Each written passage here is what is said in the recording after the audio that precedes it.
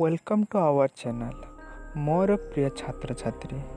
आज आमे आम देशर प्राकृतिक संपद विषय रे जानिबा।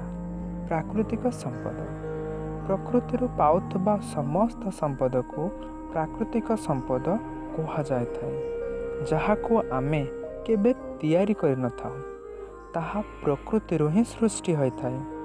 से समस्त संपद को प्राकृतिक संपद कहा जाय थाए। जेपरिक जंगल संपद, मृत्तिका संपद, जल संपद, खनिज संपद इत्यादि। आज आमे जंगल संपद, मृत्तिका संपद, जल संपद विषय रे जानिबा। जंगल एक मूल्यवान प्राकृतिक संपद। आमे जंगलरू विभिन्न प्रकार औषधीय वृक्ष, खाद्य सामग्री, गृह उपकरण, नीतिदिनिया व्यवहार करुवा पदार्थ और शिल्प पाई कंचामाल इत्यादि पाई थाउ।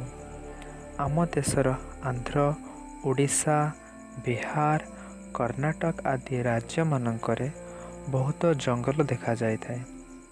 आम देशरे कर्नाटक राज्य रे चंदन काठ प्रसिद्ध। जंगल जोगु प्रदूषण रक्षा मिले, ठीक समय रे वर्षा होता है और मृत्तिका संरक्षण होता है। एणु परिवेश सुरक्षा पाई ताहार रक्षणाबेक्षण करने आम समस्तंकर दायित्व। मृत्तिका संपद मृत्तिका को आमे विभिन्न कार्य रे व्यवहार करिथाउ। कृषि कार्य करिबा, गृह निर्माण, रास्ता निर्माण और शिल्प केन्द्र स्थापना आदि अनेक कार्य पाई मृत्तिका नित्याନ୍ତ आवश्यक होता है। एणु मृत्तिका एक मूल्यवान संपद।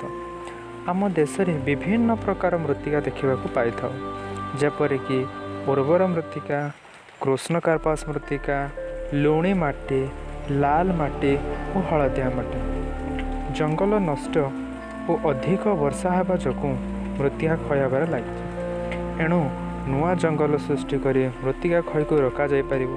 एथिपाई आमे समस्ते दायित्ववान हेबा। जल संपद जल एक मूल्यवान संपद। आमे जानू जल ही जीवन। जल को आमे विभिन्न क्षेत्र रे व्यवहार करिथाउ। कृषि क्षेत्र, कल कारखाना, घर काम इत्यादि कार्य रे आमे व्यवहार करिथाउ। आम देश रे बड़ बड़ नदी गुड़िक रही अछि। जेपरिक महानदी, बैतरणी, गंगा, जमुना इत्यादि। वर्तमान माटी तले थिबा जल को कूओ और नलकूओ द्वारा उपयोग करा जाउछि।